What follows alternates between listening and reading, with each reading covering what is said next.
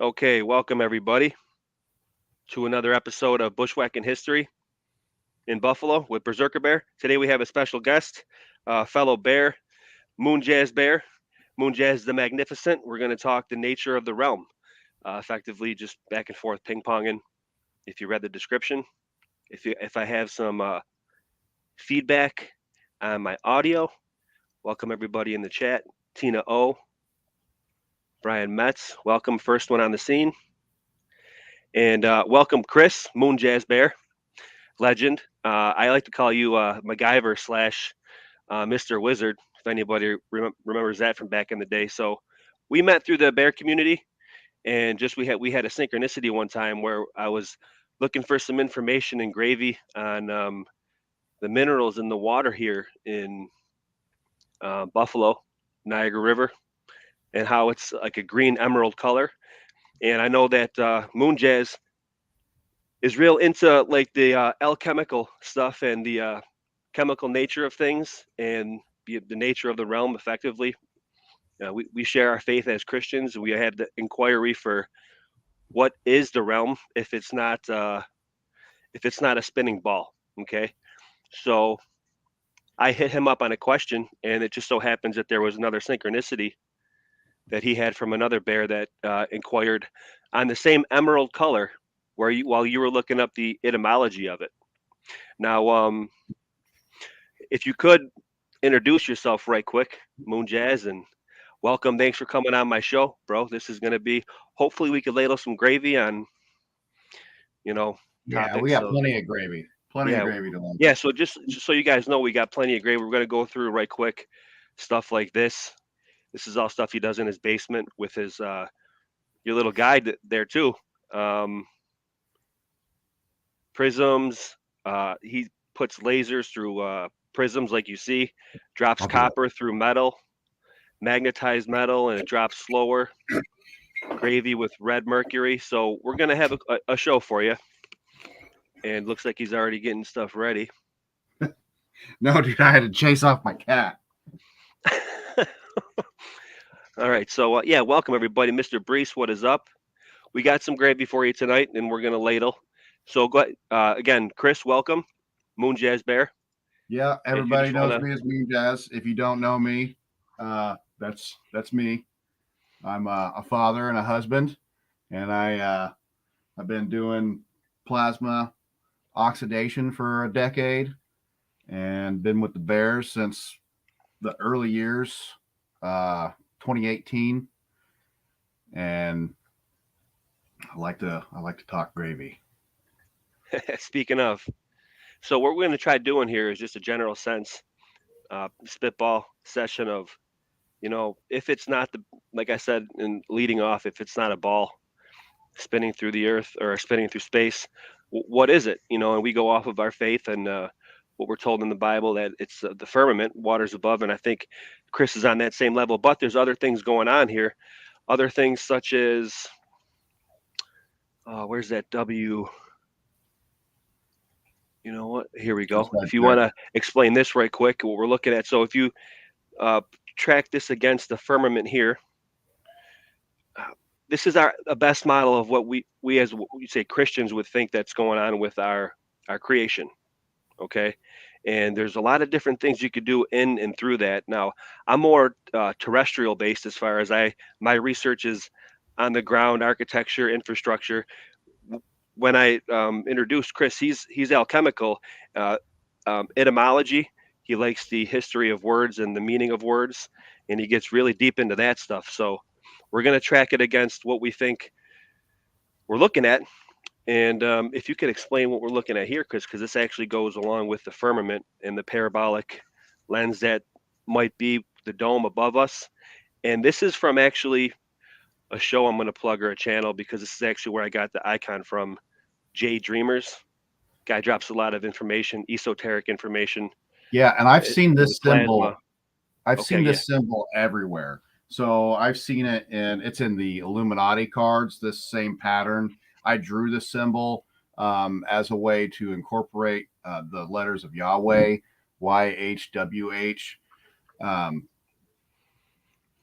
and it reminds me of the old Greek paintings with the Titans holding the lenses up and mirrors and Oh, how the yeah, how almost the like that sun, X at the bottom is it could be Atlas. Oh, wow, yeah, I'm seeing that right exactly. now.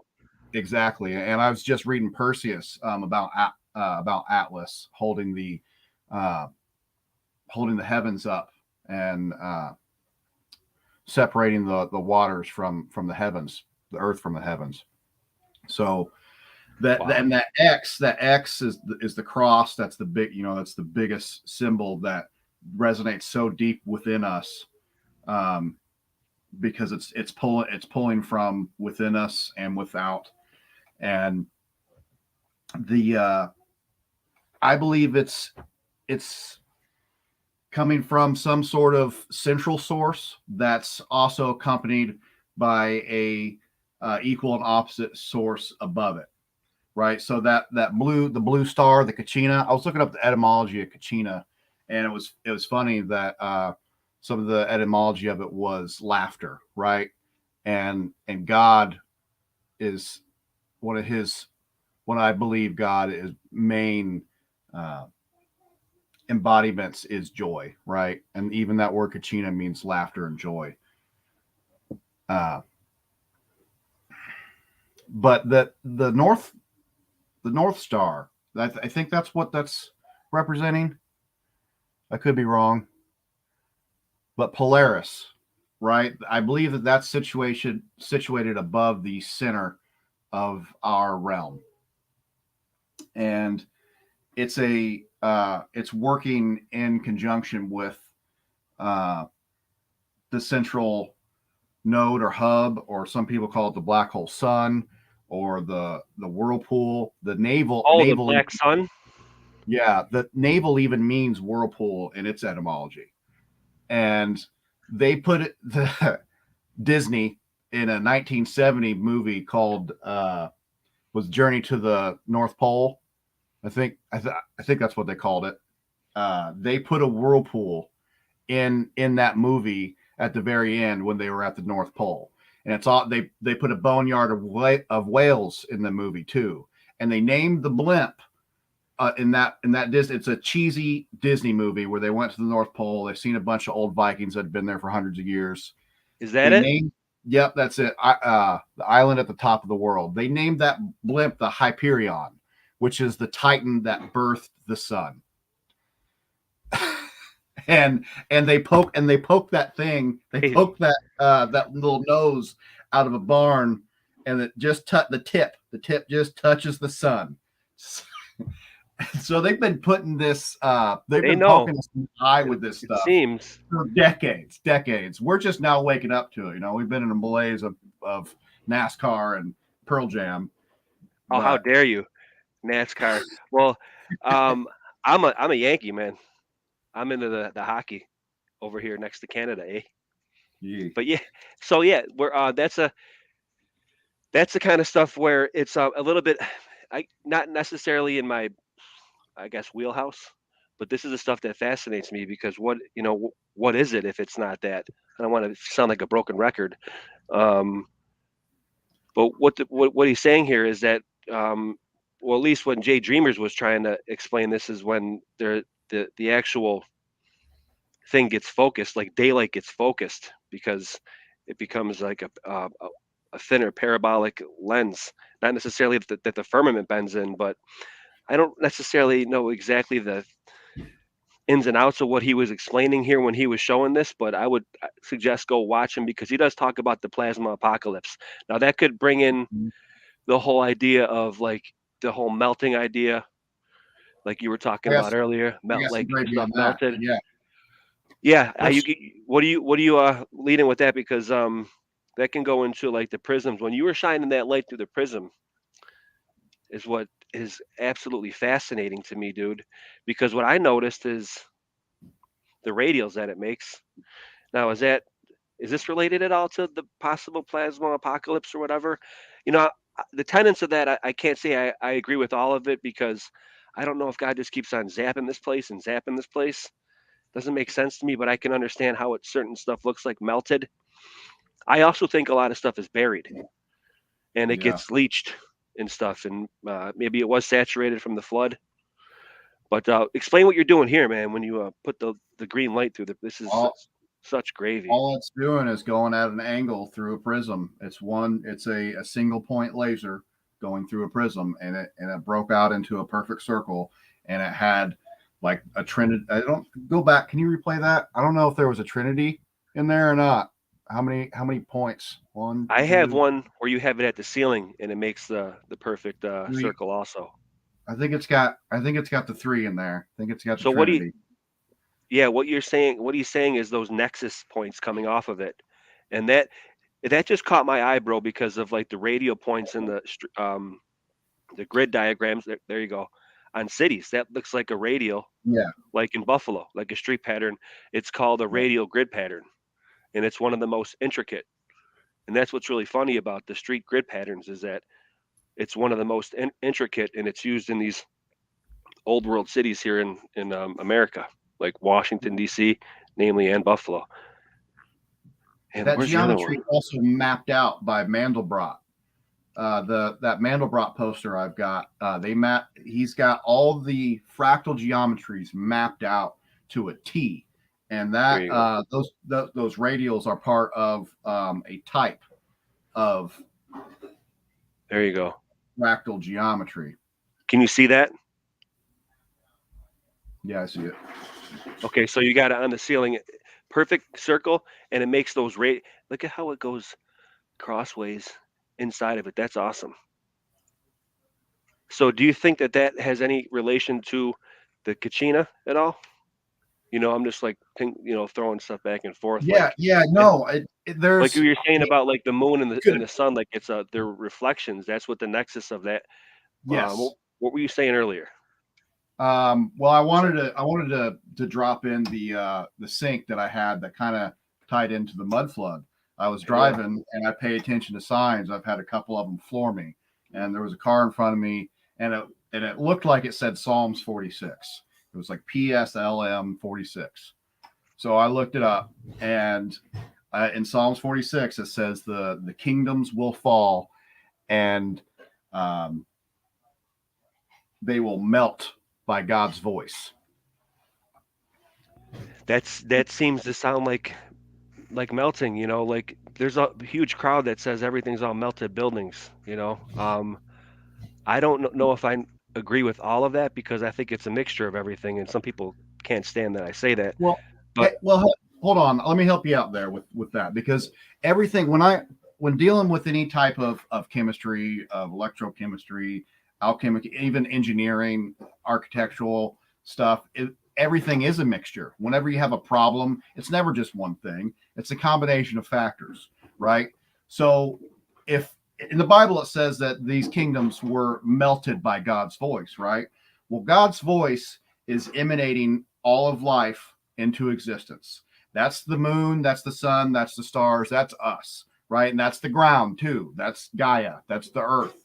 So yeah, when God's voice melts things, and there's fractal patterns within all of our nature everywhere that spread out like this, and whenever if he's going to if things are going to be destroyed with his voice, then it's going to happen from all levels of nature.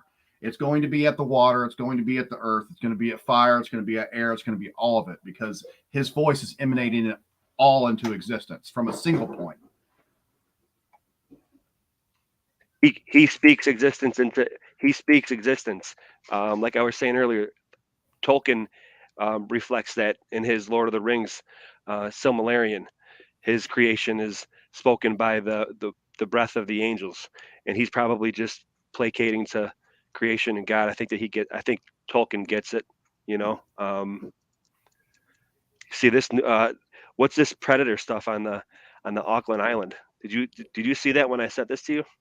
I didn't see the predator one. What stood out to me on the Auckland Island was there's one of the biggest islands towards closest to Antarctica is called Adams Island.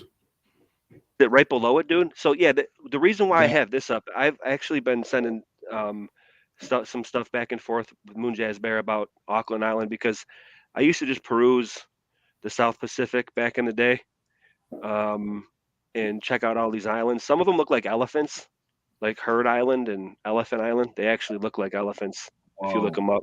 They do. And you know what the demons that try to get into heaven from Babel were turned into per Enoch. They were turned into elephants. And also, you know Huh. what sticks out too? Check this out, dude. Oh, dude, that's crazy. I gotta read Enoch. In Perseus, he said that Medusa and the Gorgons were all the size of elephants. Bro, check out yo, in plain sight. That's why I like this picture of the firmament, because look, so yeah, when they tried to reach from Babel into the firmament into heaven, they were turned into elephants. Check this out, bro. What does this look like? Yep.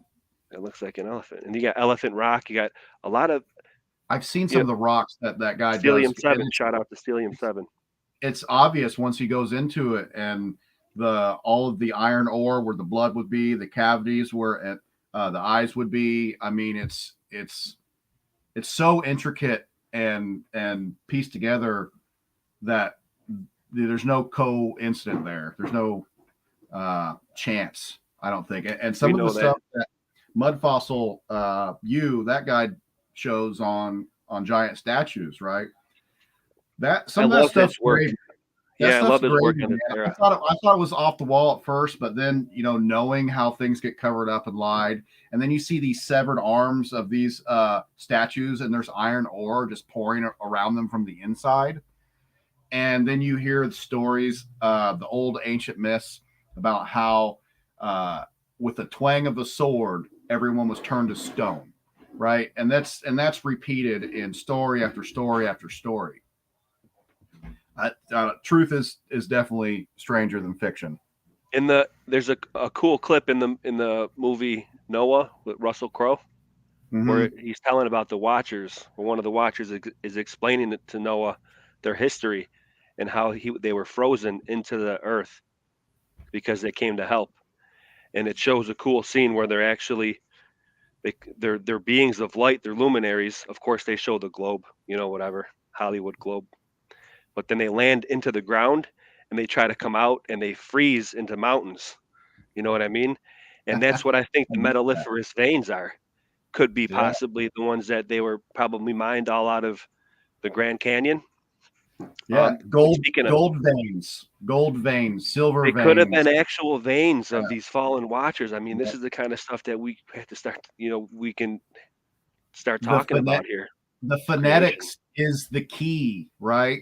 And I really think that. Speaking of key, dude, it's funny that you say key randomly or just unsolicited, because to bring it back to Auckland Island, like, I'm just perusing, looking at, like this island looks like an elephant. And then I came across this one, dude, just literally out of the blue. Yeah. And I'm like, it looks like a key. It just looks like a key to me. So you zoom in and you got False Bay, and there are a couple different islands, and I just, I don't know. The key symbolism in occultic stuff, and if you want to talk about like Adam's Island, and if it's not the globe, like, is this jumping off point the key to the outer lands? I don't want to. I'm not making any claims. I'm just, hypothesizing. Hey, let me read something real quick. So I got this set up. All right. So this is the story of Perseus. It says Perseus went on boldly, past many ugly sight, far away into the heart of the unshapen land. Unshapen land is capitalized. Beyond the streams of the ocean, to the isle where no ship cruises, where is neither night nor day, where nothing is in its right place and nothing has a name. Past the streams of the ocean in the unshapen land. And it gives direction of where he's going to.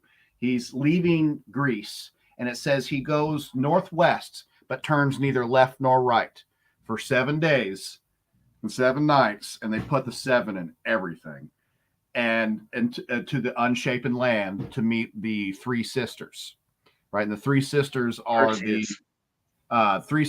same as the weird sisters in Norse, right? It's the same thing where they share an eye and they share a tooth. It's a common theme. Yeah, Macbeth also. Yep, He goes to see the 3 witches. Yep, and they all know the future and the past. So he goes and forces them to tell him where the Gorgon, where Medusa is, and they get pissed off and they get frozen in a block of ice. And it was just a funny part of the story where it says that they mourn and they wail every time the sun shines upon them. I thought that was funny. Funny. It's gravy. Ladling. So say what's up to the chat. Mr. Brees, what's up, dude? Legend. Always helping out with research. And yes, Robbie Radbear is a legend. I got to get back out to you with hit Lockport up. Full rip. DN, always a legend. So yeah, prisms. We got the blue star. We hit on the blue star Kachina. We hit on. Oh, you know what? Okay, so let's check this out. You want to explain what you're doing here, Mr. Wizard? This Is that sand on a Yeah, it's sand on a copper plate. sand on a what? A copper plate, and I'm fluctuating it between. I think I was around 33 hertz. No joke. Illuminati confirmed. Yeah, I was going for cymatic patterns, and then the low frequency. It's bubbling. Yeah, the low frequency is almost like it was boiling it. Look at that now. It almost has a liquid type of So with that now, I gotta show you this now. Well, actually, let's show you have another one. This is more visual. Oh yeah, 33 Illuminati cycles per second. Look what happens to the sand. Yep. Now, when people say that these buildings are subset because of liquefaction, I disagree strongly. Because this is like complete devastation if that happens, like from the Tesla tech maybe that I showcased before, and many have showcased before. Because like I showed you, watch out for it. There be elephants. I got a lot of windows open. My word. Okay, we're gonna look at a video of actual liquefaction here, guys. You ready for some gravy? This is actually terrifying too. I just showed it to you, bro, before. That first part. Tanah kan begini tanah, berputar begini. Berputar. Ada yang turun sekali, ada yang naik. The voice you're hearing belongs to a survivor of a rare phenomenon known as liquefaction that turns solid ground into a river of mud after an earthquake hit here in Indonesia. The survivor we interviewed used to live in this village, seen in a video that was widely shared on social media. Baru bangunan kan sudah rubuh-rubuh. Lumpur dari atas. Maksudnya kan dari dalam tanah dia muncul, yang cair sudah mengalir.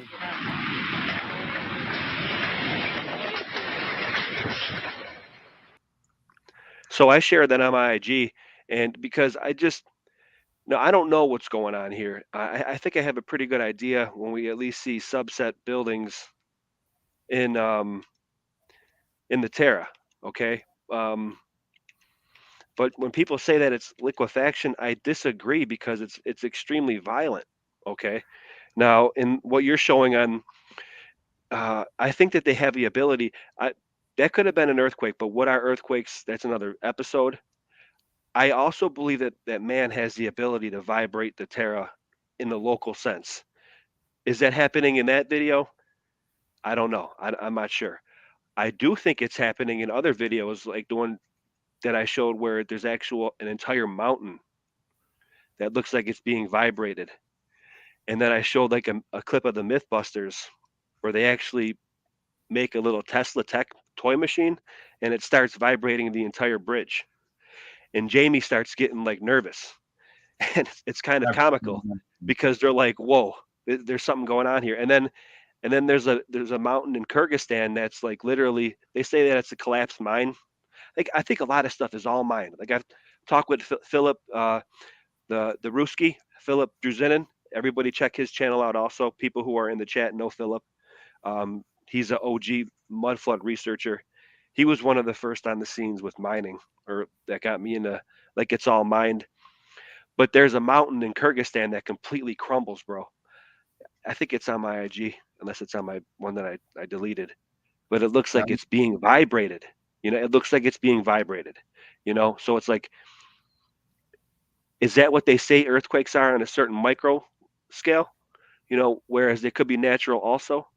Like the creation and the mimic of it, like fallen man. But actually, I'll see if I could pull up that video. What do you think about that vibration tech being used on a bigger scale, like you're doing in your basement? But how they vibrate concrete to make it more level. I don't think it can be used on a bigger scale. I think everything that man does is pretty local. Well, on a mountain scale, I'd say like maybe like a localized mountain. Yeah, sure. Yeah. That's like maybe more that scale, not like a region possible. Yeah, that's totally possible. Yeah, because you know what? Maybe I should have distinguished there. Actually, now, I'm not talking like region wide. I'm talking more like localized. That's a good point, because I think they can actually do it in a village, maybe, or a mountain. That was in Psalms 46 too. That the mountains would be swallowed into the heart of the earth, or heart of something like that. I'm gonna show that actually right now, Brohim. Here it is. Ready? So, in my opinion, if you watch that Mythbusters clip, and I might play it or whatever, we still got some points to. Oh, we got through prisms. We got blue star. I'm making my bullet points and I'm crossing them off, thinking I'm all professional and shite. Vibration table we did, Auckland Island, Lilydale. You want to talk about Lilydale, New York after this? Did you have gravy on that? I want to ask you some questions about that. Have you drove through that place yet? I haven't done it yet. No, I'm gonna have to bushwhack it now that you say that. Like every other house is a medium, like a psychic. Yeah, I got that's all I got on it. It creeped me out when I looked at the Google Maps of it. This area's got a lot of esoteric history, bro. Yeah. Okay, so we'll talk about that afterwards. Now, this is a mountain in Kyrgyzstan where the actual official reasoning for this is they're saying that this is a collapsing mine. To me, it looks like it's literally being vibrated.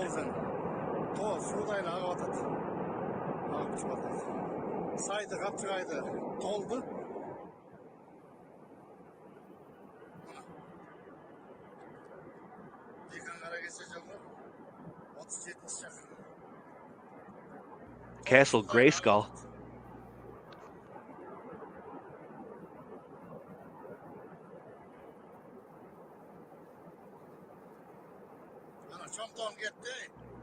Timber. This blew my mind when I seen it for the first time. That doesn't look like a collapse to me, dude. That looks like it's being vibrated, bro. Looks like 9/11. Dustification, right? Dust. There you go. Dust. It looks like there was, Brees pointed out back in the day. Look at back here. It looks like there's it looks like structure. Like steeple maybe, or megalith, Legoliths. So I'm not saying that it is that, okay? I'm sure you know, bro, that we're not making any claims here. No. But we're just hypothesizing that this is a possibility. Because that I've also showcased the black noise tech that David Bowie, a real feminized David Bowie, talks about. As a matter of fact, you know what? Let's show that real feminized David Bowie. Shout out to Martin Liedtke. He showed this too. Yeah. Black noise. What is black noise? Black noise. Yeah. Black noise is something that Barrow's got very interested in. It's intriguing. Well, no, it's one facet of black noise is that everything, like a glass, if you phenophracine hits a particular note, the vibrations are that of the metabolism of the glass, and it cracks it. Yeah. So a black noise is the register within which you can crack a city or people, or it's a new controlled bomb. It's a noise bomb, in fact, which can destroy. No, it's not. Is it a real thing? I mean, is it something that's it's invented in France? Could a tyrant use it to? Well, until last year, you could buy the patent for it in the French patent office for about equivalent to $3-4. It's concentrated. Look down some more, faggot. Probably. What's that, bro? he's being puppeted. Yeah, I all agree with is that for sure. Resonant frequency. That's all it is. If you resonate anything at the frequency in which it's vibrating, you'll start to move it and change it, and you can destroy it. You can bring things down. You can puppet it. Can Depending you do on stuff like this? Look at this quarry just completely collapsing.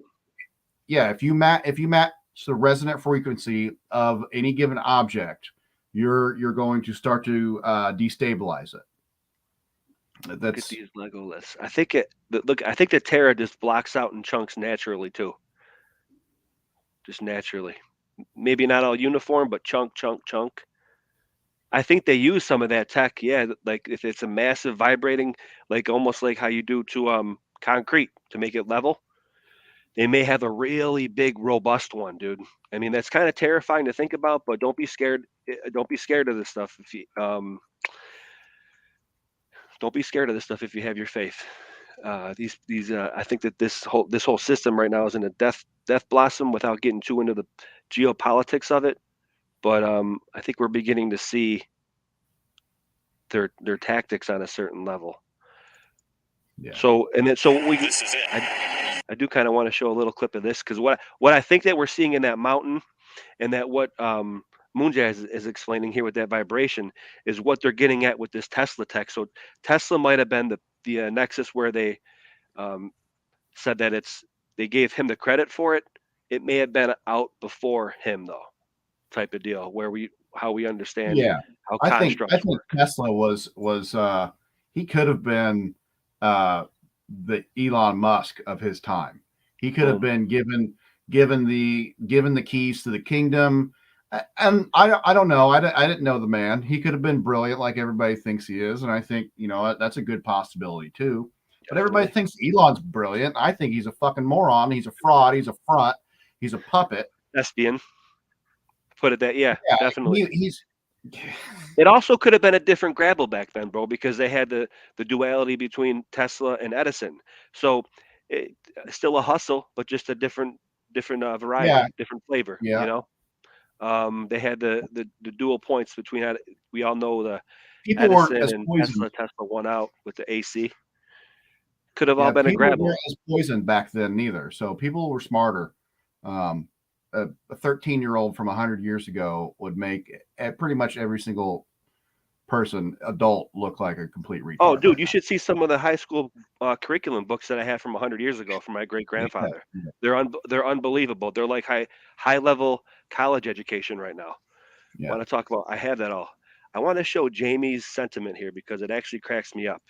Because he's always I know the Mythbusters or whatever. They met with Barry Obama, whatever.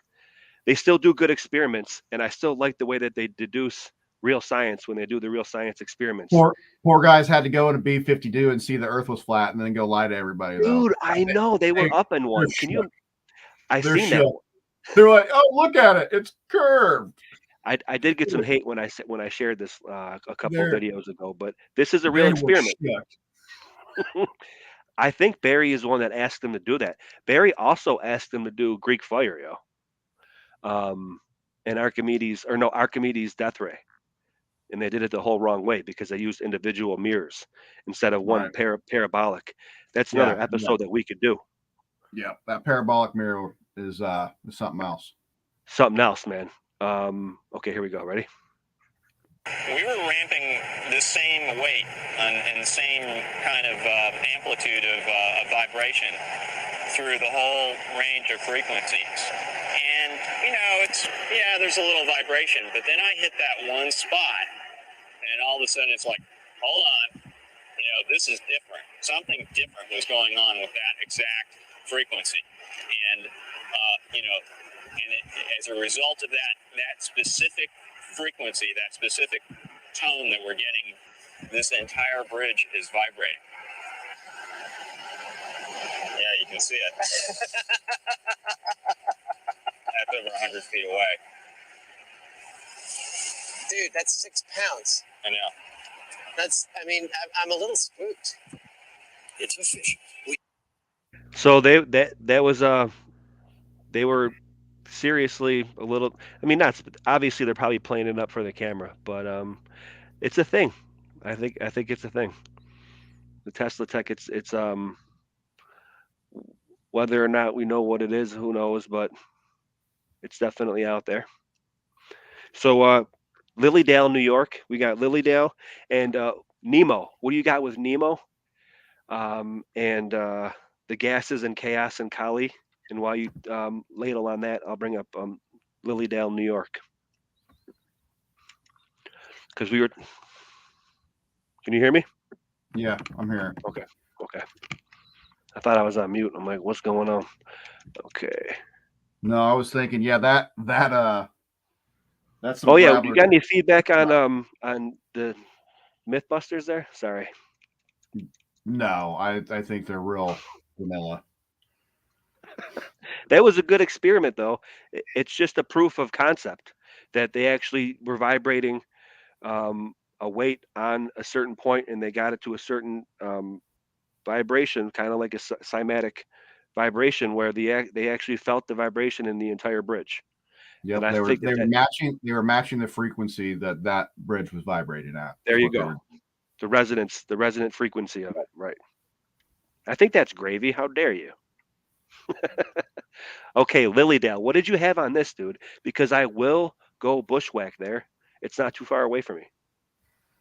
Here it is. I don't have anything other than just look at it. There's a pet cemetery there. That's creepy as hell. And every single house is a registered medium. What the fuck is going on there, man? Okay, let's do this. You got to go check this out and come report back. What the Does anybody have any? You know what? I could do that with Robbie Radbear because he's the one that I did. Somebody said that they live there, or have family there, and said it's just fucking nuts. Lilydale, New York mediums.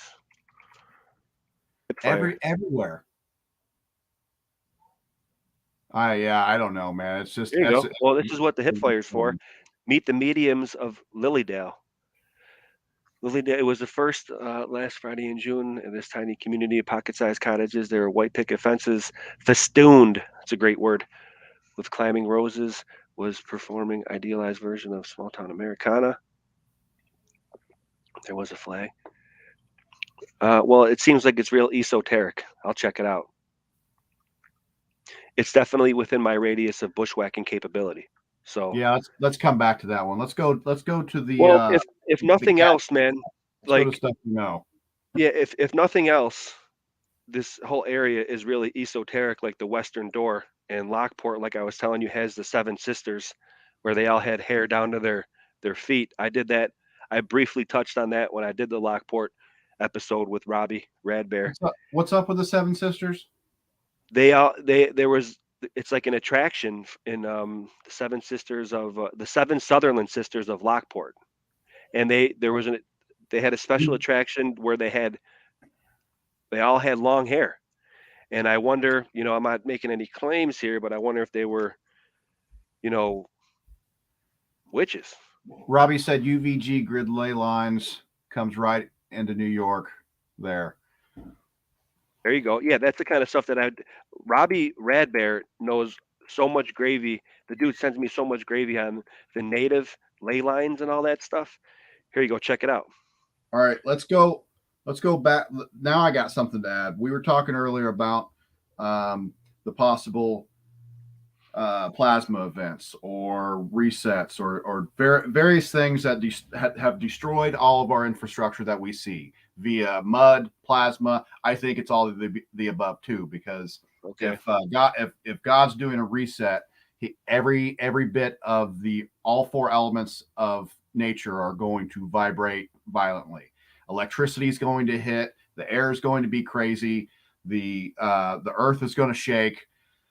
But the ley lines, I think that they're spraying the skies to charge the atmosphere so that it is a working counter electrode with the sun and moon as it relates to the ley lines, right?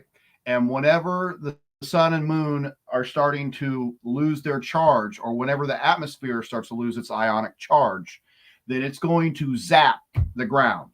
The further up you go in elevation, the higher the voltage is, right? The further it's ground zero for a reason. We ground all of our electrical components to the ground for a reason, because it is zero. The higher up you go, the more voltage there is. And that's all coming from the energy from the sun and the moon. And whenever they need to recharge and the atmosphere doesn't have that charge to bounce back off, zap, dead short to the ground. Dude, that's exactly what Jay Dreamers was talking about in this icon. He was explaining just that the yellow thing in the middle is the sun. They come together, and the sun, when you say zap, Jay was explaining it like I just recently started watching him too. I cite him because he does drop a lot of crazy astrological data on this, and his model is firmament. So it's like there's a lot of data to be had there. What he's saying is that if the daylight itself focuses, that which it becomes the laser, because the sun gets closer down. You know how it says the sun goes down for 3 days and then comes back up. That's exactly what he's explaining. What you were when he was drawing that diagram. It's funny that you explain it like that, because that's exactly what he was saying. The moon too, they come together, and that's the blue star China allegedly, and that's what the old indigenous people talk about too, and that's the guy in the dancing man in the sky. Yeah, the dancing man in the sky is the same thing as what plasma energy looks like when it's right electrified off of a node. They show that here on Earth, around the Terra. You can do so that experiment. The sun going up and down. What he's talking about, I think, is the source sun in the center. Okay, I think there's a source sun that projects off of the firmament. Because, all right, get this. I can explain this real easy with the moon. The moon makes it real easy for everybody to understand what's happening. You can't see the backside of the moon. If you go fly up into the sky, you see the moon below you or off to the side, you still see the same face of it as if you were on the ground, right? You cannot do that with a solid object. You cannot see the same face of something at two different locale points. It's impossible. Doesn't matter if it's 2D or 3D. It's neither. It's a reflection like a rainbow. The only thing that you can see in the same pattern, in the same shape, is a rainbow. It's a projection or a reflection, I think is a better term for it. There is there's an energy that's from our toroid, from the center of our toroid, that's reacting either the black hole sun with the the Polaris, and it's that energy in the center is what is reflecting the sun and the moon off of the firmament. You can see this with a concave mirror. If you shine a light on a concave mirror down onto the concave mirror, you will see a projection up off of that mirror, and you can't get underneath it. You can kind of touch it, but you can't ever see anything other than the face that pops up. Like the parabolic Archimedes, parabolic lens. Yeah, and same thing. So with the moon, it would be more like I think is a laser, is kind of like a grid of a laser. And I think the stars, I think the moon is still a map of our realm, and I think the stars are too. But what it is the stars are being projected out in a wider range at a what they call that when you point a laser and you have that diffraction. Yeah, that's why I like this depiction of the firmament, like almost like there's it could be enveloped in layers of the firmament liquid or whatever. Like when the Crow caught that lunar wave and the wave that went over, that might be a firmament wave. And I've emailed with Crow, and I don't know if Crow, I haven't listened to him in forever. He's behind a paywall. Kind of feel bad. Legend. He's of the notion. I can confirm 5, 6, 7, 8. Or is that 8? Is that 8 or 9? You're counting them? 9. It makes sense. 9 makes sense. So this helps me to make the argument that what we're seeing actually could be a firmament wave, and we only see it as it transits the moon from our it looked like a lunar wave at first, but maybe it's more of a bigger firmament wave, and we're only seeing it as it crosses the moon. Man, Benji Bear would love to see this picture right here. You guys send me this picture. Benji Bear's got great. Yeah, this is from Infogalactic, bro. From dude, the firmament. I said that the moon was a rainbow, and it broke Benji Bear's brain for a little bit, but it made him come back with even bigger gravy. And he was talking about how there are layers in the firmament and how that they cross over each other. And he was talking about that being a way, why we're seeing the wave there too, and how that they could, yeah. And I think that's something to do with the nodes. I watched a solar eclipse from a video from somebody took outside of a plane, and there was shadow, not just across. It was a shadow up and down. Okay, it was a shadow on the firmament and a shadow on the ground. It wasn't just like going over the sun. So it's like, you see those little dark spot if you're looking at a pool or a tank of water and water's moving around and you can see a little black spot moving. That's from a depression. That's from a depression in the water. It's like there's depressions in the firmament that are making that shadow. Dude, you know what? I wonder if they mimic that with these astrophysicists. You know what that makes me think of? It makes me think of the W map, because my brain goes to astronomy sometimes, bro, because I was such an astronomy nutbag. This is what they try to explain the different, I wonder if that's what they say the actual universe looks like. And there's depression, the hot and the blue and the light represent hot and cold and depressions. And they say that that's what the cosmic microwave background is of the universe. And I wonder if they're just mimicking the aether, what you're just describing. Probably. That's how these wizards work. Yeah, well, it's really once you know what it is, it's real easy to project into another model, right? Our map is a projection, right? Great point. So it's real easy to invert things, just put a 1 over it, or to flip it inside out, or to shift things around. And there's still truth in there to be found. That picture with the red band going down the center, I see that as the equator, right? And the north and south poles, that's the cold regions. That's where your magnetics work the best. Dude, go back. What was that? They had the phi symbol right there. They've got the phi right in the middle. They got iota and omega together. That's phi. Right here. That's Infogalactic's symbol. Never mind. No one's getting that. Okay, so a magnetic field works the strongest in cold energy, right? That's why you see the green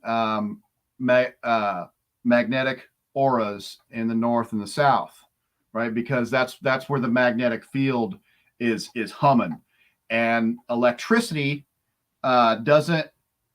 pure electricity doesn't work as well in the cold, but magnetism does, and it reverses. Once you the hotter you get something, the less field of magnetic field you can have, but the easier electricity works, right? And that's the two trees working right there. The tree of life is that magnetic field, and it's cold. The tree of knowledge is the pure electricity, just your thoughts, your brain, and that's hot energy. Why don't you explain? That makes me think of what you explained earlier about how you think what's going on with the firmament and how this is just oscillation going on here. What were you saying earlier? With the firmament and oscillation? Well, how this is just generating that light. What did you explain to me earlier? You think that's what's going on with the firmament? Okay, all right, good point. I'm glad you brought this back up. It just remembered it, bro. Yeah. So later. That is that's a transducer, right? It's vibrating at 40,000 hertz. I measured that. What that is right there is a voltmeter, and it's reading 160 millivolts. So it's like 0.1 volts. There's no voltage there, is what I'm showing. All right, not enough voltage that should be lighting that light up, but it does because it's vibrating. But it does because it's oscillating. Okay. Yep. So it's vibrating at a high rate of speed. So that's when you see a sunset at night. You see the oranges and the purples and everything. That sun is vibrating the gases in the lower part of our atmosphere, of the neon gas, the nitrogen and oxygen and helium, and it's vibrating that and turning it on. And that's what we're seeing here is a vibration of It's it. crazy you say that, because I've been seeing some videos on YouTube, like the weather patterns. I watch weather channels or sub to some certain weather channels, and I guess the night sky's been really vibrant lately with really dark and like broad purples and stuff. I wonder if there's some extra vibrations going on, in the aether. Yeah, there is some vibrations that's Hey, Bible reading bear. up right now. It's turning up. Someone said monatomic gold has anti-gravity properties when heated up. I know that mercury does as well. Mercury's right next to gold. I was just thinking about that before I came on, about how it was funny what I did with the 30 grams of mercury I had. I exalted, get this, Dustin. I exalted 2/3 of the mercury and I kept 1/3, right? Just like the angels. Wow. The fallen, 33%. Yeah. I have 10 Illuminati grams. confirmed. The gamma fallen. Call them what they are. There's allegedly anti. Well, I'm almost outside of saying allegedly on this one. When liquid mercury is supercooled, right? When it's given a higher magnetic field and ionized, which is electrolyzed, when it's given a little bit of a voltage and magnetic field, it supposedly has anti-gravity properties. And that's going to be one of my life's work, is to be able to prove that out. Wow, that's gravy. I know Bernie and Autodidactic get into that stuff a lot too. Give a shout out to those dudes, Autodidactic Campbell, one of the OG pioneers and getting me into this research. So I always got to shout them out. They do a lot of work in this stuff too. You'd be preaching to the choir with those guys. That is such gravy. Like oscillating mercury. That's what they say is in the UFOs or whatever. Yeah, and that's how it was done. Was and now I know it to be true, because the lead guy, the project engineer, was of the craft that like the bell-shaped craft. He was also the project engineer. Oh, the Glock. That's gravy right there. That's what I was talking about, the moon. But the was it Gerlach? Die Glock, yeah, they call it. You know what they call it? Die Glock, whatever. The Germans. It's weird. He was head of both transmutation of metals and the hovercraft. So when I realized that, I was like, oh, he's dealing with mercury, because mercury mercury is what you need to transmute metals and transmute into gold.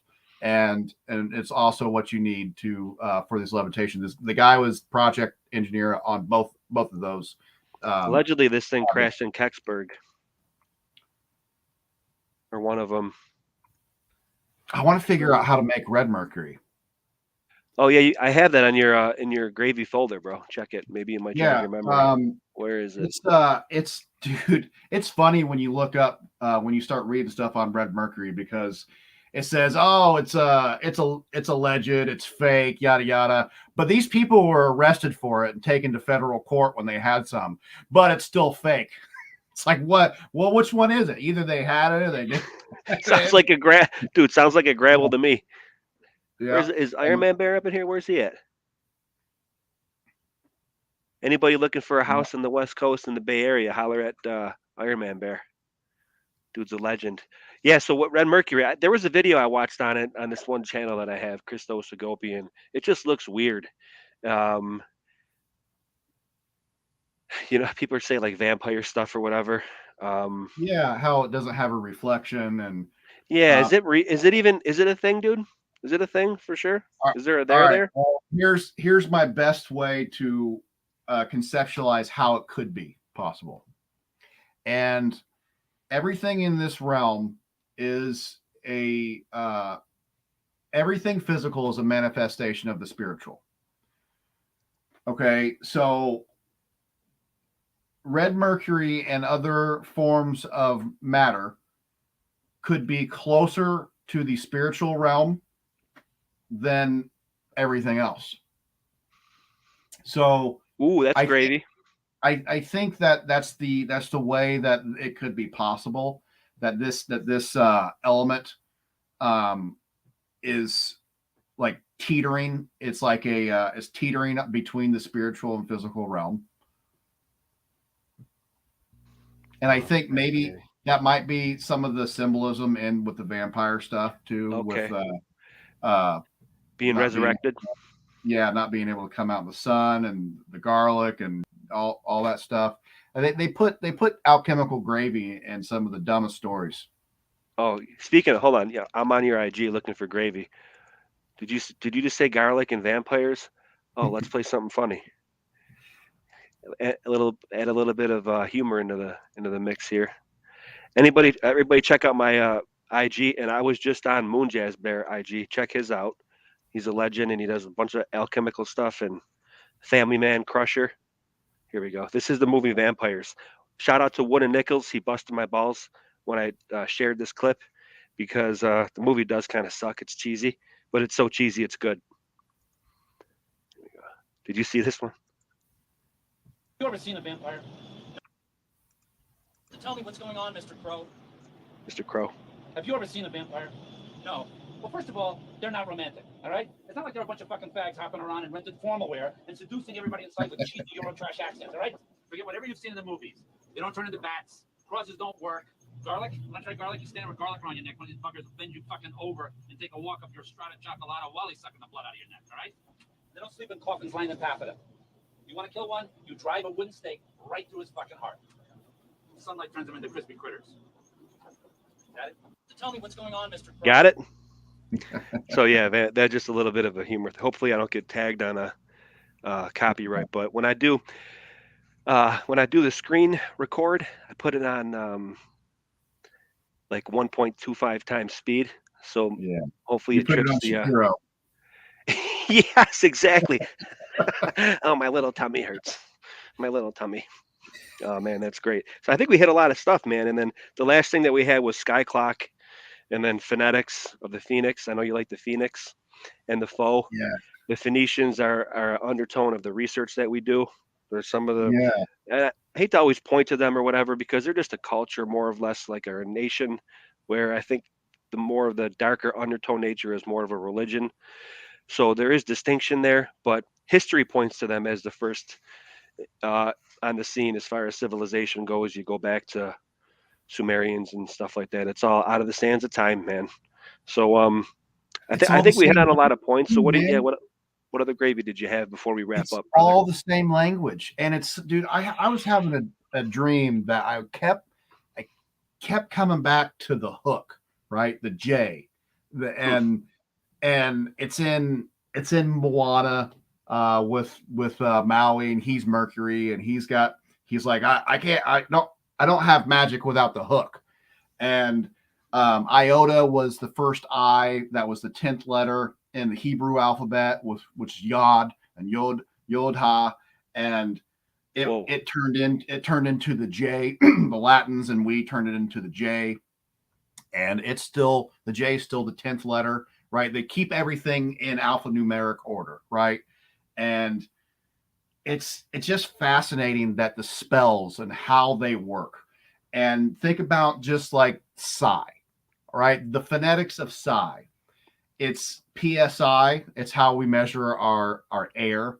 It's PSY. It's everything to do with psychosomatic energy, soul energy, the mind, and electricity, and just the sound, the phonetics of it rings that true immediately when you put that prefix on things. And it goes the same with all the other phonetics of all the other letters and sounds and words. And it doesn't matter what fucking language you're using. And even the F is the big one with the Phoenicians, right? That's when you said that, you mean PH, yeah. It's probably why we use it all the time, because of how much power that it can have with so many different inflections. we're figuring the phony Phoenician, trickery. Yeah, another example of that is whole. When you have a whole spirit, you feel whole. You're full. Also, whole means empty. That's a very rudimentary example of how the spelling works. Okay, you have one word that means two different things, and to track that back to Latin, Latin is like done in like past tense and in time, spoken within time, and like male female. So it's hard to lie in that type of That's old. why they got rid of it. They right. got rid of it, I think, because of one word, anus. They got rid of the Latins killed they had to get rid of it because shit. They know all about that one. Yeah, the anus means ring and it means cycle, and we put it in Thanos and okay, yeah, I could see, yeah, the ring, right? Kiss the ring. Oh my goodness, it's in Cranus and it's in everything. Okay, it's Zeus's father. Wow. The see, circle. that's what I'm talking about. I told you guys that you were going to get some etymology gravy with MoonJazz, dude. Yeah, I didn't even think of it like that, bro. And then so our alphabet comes from Phoenician alphabet. Yep, we're taught that in middle school, dude. Yeah, there's 8 tenses in Latin, right? 8, and they all have to agree with each other. Your noun and verb endings, they all have to agree with each other, and there's 8 different endings. That it had too much power, and you could see too much truth through it. I like learning the old sayings too, and speaking them, like vox lux, that's the voice of light, or deum solum, which is like, or no, time deum solum is fear God only. Okay. Ooh, gravy. Even the word, like the word time, like, and chronos, and now we associate that with fear. And it used to mean fear, right? Such gravy. That's another aspect of the research that I'm not 100% laser focus on as far as like phonetics go, but it's so interesting to me because you get back far enough when you're looking in history, man, it all turns into like a Dan Brown novel. It all mixes into one, dude, Yeah. It's fascinating, man. Well, dude, I'm glad that you came on my show. I mean, that was hopefully that was a good gravy ladling session for the fans here. Whoa, is there where are the mods here if anyone's going crazy in the chat? But thanks everybody for stopping by. Rethink Incorporated, Truth Bear, I see you in there. Jay Rusha McBear, always right there. Good to see you. So MoonJazz, Chris, anything to wrap up with? Again, thank you for coming on the show, and we'll definitely have a slot on for you again if you feel so humbled to come back on with me, bro.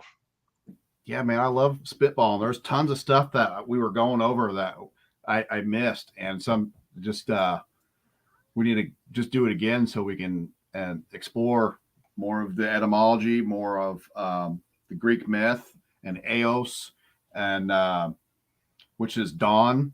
The Eos is dawn. It talks about, and then how we add the K onto it to make it chaos, and the birth. That's, dude. There was a Baphomet. Nemo, Point Nemo, and the ending of the myth. That means no man, right? And we're supposed to crash the ISS and Point Nemo, right? And I find this out, right? I read that article, and then encore here. Yeah, I read that article that we're gonna land Point Nemo, which is Latin for no man or no name.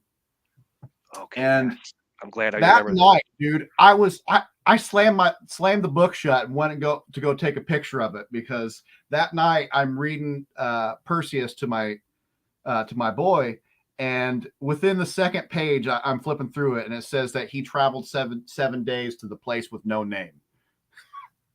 Wow. In the unshapen land with the place with no name. I'm like, and that's so that's where they're going to end the space station. At what Point Nemo? Where? It's not finding it. Where is it?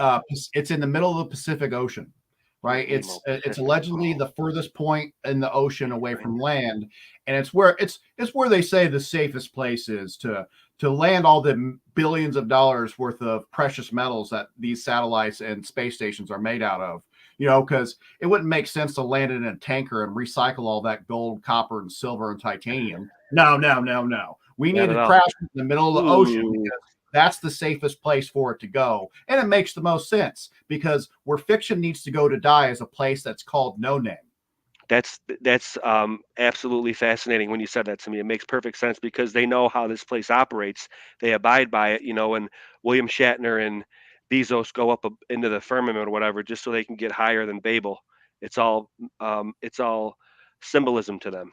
We know that. Yeah. They that thing I just posted, the word weapon means penis. And they called our V rockets. The German name for it is like reprisal weapon. They know what they're doing. Definitely, they abide by it, like the sky clock, you know. But and then they for us, it's rules for we, not thee. You get it. Well, you know what? How long are we going here for? I can't. A little more than an hour. Oh, cool. Well, you know what, man? I think that's a solid place to end it. Point Nemo. Yeah, I'll talk to you later about some stuff. We missed some stuff on that gravy with West Side Bear and the Emeralds. The Emerald. Well, that just leaves another episode for us to do, man. You know, a cliffhanger. Crystallite, pinonite. It's all magnesium, aluminum, silicate. Well, let me show that right now. So when I hit you up for that emerald color, right here where we take in our water in Buffalo, it's called the Emerald Channel, and our water is emerald, and our dough rises more here in Buffalo because, like we talked about, minerals in the water. You know, it's got to have more magnesium in it. I'm almost positive of it. If we did some sample of it, it's going to have a little bit more magnesium silicate in it. Also, don't you think that if it does that to the dough because of the water, it could also do that to the soul if a benevolent soul is receptive to it? We're affected by everything, by our surroundings, right? Totally affected by our surroundings and the elements that are around. Elements means the mind of God. If you break that down, element. Mint. There you go. Okay. Yeah. Boom. So, that's elements of a big gravy etymology word. Wow. Yeah. See that all it does, man, is we might have missed it, bro, but we'll just track back on another one. Gives us an excuse to have another session. You know. Yeah, because it ties in all that stuff, all the green stones. It ties into all the stories and shows. Just keep a mind open for all the green stones and green imagery and symbolism and how they'll tie the movies and stories into creation with where I first heard about that. Sorry to interrupt you, bro. I'm probably gonna get comments below in my thing be like, "Oh, you interrupted MoonJazzBear a lot." I wanted to hear what he had to say. It's hard not to talk over each other because if we were just face to face, we'd just be spitballing and we wouldn't worry about it, you know. True that. Yeah, quantum of conscience, Matt. Quantum. I first said like that's what he says the knot milk is like. That's the color that he attributes, and he always points it out that they always placate whether it's kryptonite or it's in the old cartoons like He-Man. They always placate to this like green color, and it's like that's kind of. I'm not sure if it's related at all to what's going on here in Niagara River, but it's this. It's we have that emerald rich color. And if nothing else, it was just a sync that we pay attention. You know what I mean? We're going to follow up on it. Yeah. No, there's a lot of gravy there. It's tied in. It talks about it in the Bible. There's stuff that talks about emeralds and throughout that, and in the stories too. Chrysolite is an emerald stone that's adorns Apollo's chariot and Helios's chariot with gold. Here's one before we go. The Emerald City and Wizard of Oz. That's the yellow brick road, right? Yellow. And then Chrysos, my name, and even Christ, the Greek, what's it? I found out what it means today in etymology terms. I used to think I went with the anointed one, right? Well, Chrysos means gold. Whoa, okay. And so there's all the stories about like eating the monoatomic gold, eating the gold. There's a thing in Perseus here where it eats you. He eats a piece of gold. It's wild, man. No, I Well, don't. that is gravy. Like, wow.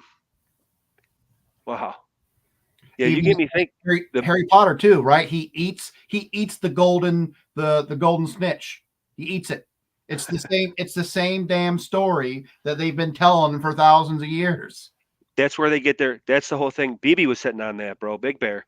Like, there's no inspiration anymore. They repeat, or even Pockets of the Future. A lot of movies. Of course, I appreciate the throwback just as the next dude who's a kid of the 80s or analog childhood. I love the throwback. I'm very nostalgic. But what's coming out of Hollywood now is just so much repetitive nature. There's no inspiration because that's where they get a lot of their stories from. Exactly, dude. The old Greek mythos, and it can only be told in so many different ways. That's where a lot Yep. of the superhero culture comes from, man, is these Greek gods. Meanwhile, when I talk about foe and the faux nature of stuff and the Phoenix, I know you like the Phoenix a lot. I think that it's raw too. I love the Raptors, birds of prey. But like when you talk about the faux nature of things in Greek Bees. mythology, is it taken from other older religions or faiths and comprising it, and is it fake itself? I hate to say that, but it's been said before. It's been alleged. I understand that because it's so wild, right? That they could be so similar, and I think it's just the nature in us to tie for the forces of nature around us in our own language and in our own way. And when we do, and when we're acting in truth, and when we're acting in logos, they're going to be the same stories because that's the root of it, right? Boom. And then we could also be tapping into the aether and just actually seeing it too. That could be a portion of it also, where we're going to find it no matter what, right? All the Logos baked in. natives, right? When they asked the natives, well, how'd you know to mix that root with that plant? They told us to. Boom. Right. For Most High, we're all seeing the same. Plant, That's the real gravy of it, man. And that's when you plants come told together. There you go. Well, I think that's where we should end it, man. Coming together and moving forward, ladle and gravy. I like it. And even though a lot of dark stuff's going on right now, there's just as much light going on. You got to find it. And I always say the light ahead in the tunnel that we're all in. It's not an approaching freight train, man. It's beautiful daylight. I'm the eternal optimist, so we all got to keep moving towards it. Incorporate your struggles, incorporate everything into the journey and use it, right? That's what nature does. It's what Marcus Aurelius talks about is, the oak tree doesn't become the oak tree by standing strong at every corner. No, it bends where it needs to and dips where it needs to. And that's how it becomes itself. That's a great analogy. Even the mighty oak gives a little in the wind. You can't always be the hard, stiff board. You got to bob and weave Babylon, right? In, not of. So, with that, we got another episode to ladle some emerald gravy on and tell that story with West Side Bear. So, again, thanks again, Moon Jazz. And for everybody in the chat, it's Berserker Bear and Moon Jazz. We just ladled some gravy for you. And as always, I'll report back. Thanks again, y'all. Hit the like, share, and subscribe. And keep your heads up, and God bless. I'll catch you on the next one. All right. Good night, brother.